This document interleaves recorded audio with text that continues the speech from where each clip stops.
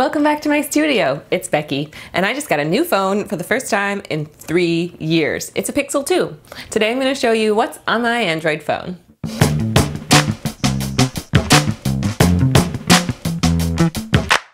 I know this isn't my typical DIY tutorial video, but getting a new phone is a big deal for me.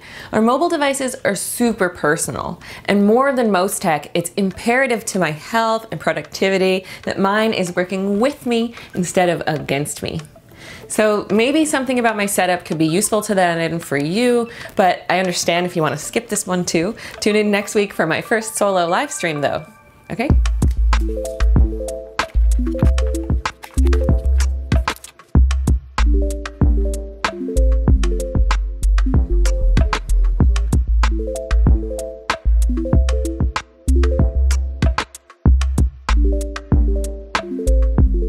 My previous phone was a Samsung Galaxy Note 4, which I first got in January 2015. And it's been an okay smartphone. The stylus is nice, especially for Instagram and Snapchat, though I didn't remember to use it as much as I'd like. It has a removable battery, which makes replacing it or swapping it for a backup easy. Each of the 3 years I had that phone though, I had to have it replaced under warranty for the same exact issue. The micro USB ports kept failing. The first two stopped charging, and my latest one shorts out the home button, which means I can't use it while it's plugged in. Though I'll admit it depends on what cable I'm using and if I move it, so I'll be holding on to it to maybe work it into another smart mirror or display for an IoT project or something. My phone before the Note 4 was a Google Nexus 4. My very first Android phone was the G1, so I consider myself somewhat of an Android OG. I gotta say, I was not impressed by all the Samsung bloatware that came with my first Galaxy experience. I'm happy to be back in the Google native ecosystem, taking a tip from my soul sister, Justine, and giving this phone a fresh start, which means only downloading the apps I still actually use. For me, the most important apps to install first are those that manage passwords and logins. For me, that's Dropbox, where my 1Password keychain is stored, and then once I'm into 1Password, I can easily log into everything else. 2 more setup things have to happen before I can leave the house with this thing, and that's to number 1, put it in a case because I drop my phone on hard surfaces regularly, and set up a lock screen securely with a message in case I lose my phone. I also like to use a pop socket to grip my phone more easily, and it doubles as a stand.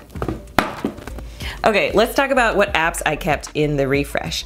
On my main home screen, I like to keep only essential apps that are useful for synchronous communication, like Signal, Hangouts, and to a lesser degree, Slack. Also, music apps like Spotify, SoundCloud, and BBC Radio, because I gotta catch that Diplo and Friends. This Yamaha MusicCast app sends my phone audio to the central sound system in my living room. Apps for getting around also belong on my home screen. Arrow is an app for hailing New York City taxis, and MTA Bus Time tells you exactly where the bus is. Glimpse is a really cool location sharing app that doesn't require both parties to have it installed to use. It's great for live updating your arrival time without having to look at your device, like when you're driving or riding a motorcycle, for instance. On my second page are all of the most distracting apps, including my favorite video content along the bottom and social channels through the middle. YouTube Studio is for channel management on the go, and Later is for scheduling and publishing Instagram posts. And here's a folder with all of the camera pairing apps needed for the GoPro, the Osmo, the GH5, and the G7X. Up top are 2 local neighborhood apps. Citizen shows 911 activity, and Nextdoor is like a neighborhood bulletin board. The next page is more apps I use on a weekly basis, including recipes from Food Network and Epicurious, FreshDirect is grocery delivery, and Seamless is restaurant delivery. See how I put it near all the cooking related apps, so I have to at least think about cooking before succumbing to the temptation to order in? It's true that one of the big perks to living in the city is access to dozens of delicious places that deliver. I've got all my finance and banking apps along the bottom, and up top is the teleprompter app I'm using right now on my Note 4 to feed me this script, and next to it is the app I'm using to record my Pixel 2's screen. Off in the corner I'm keeping for now my Amazon apps, and as well as some apps I only use for work stuff.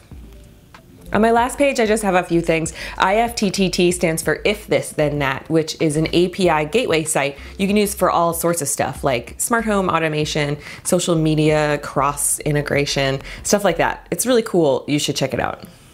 I use the Adafruit Bluefruit LE Connect app to connect to my Bluetooth Arduino projects. Let's scroll through the whole list just in case there's something I missed.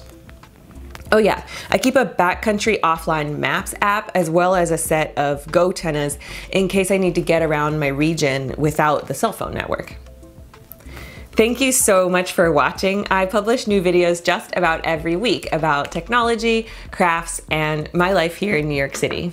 Next week, I'll be doing a live stream instead of a regular video, so make sure you're subscribed with notifications turned on so you don't miss it. And follow me on Twitter and Instagram to get a sneak peek at what's to come. See you next time.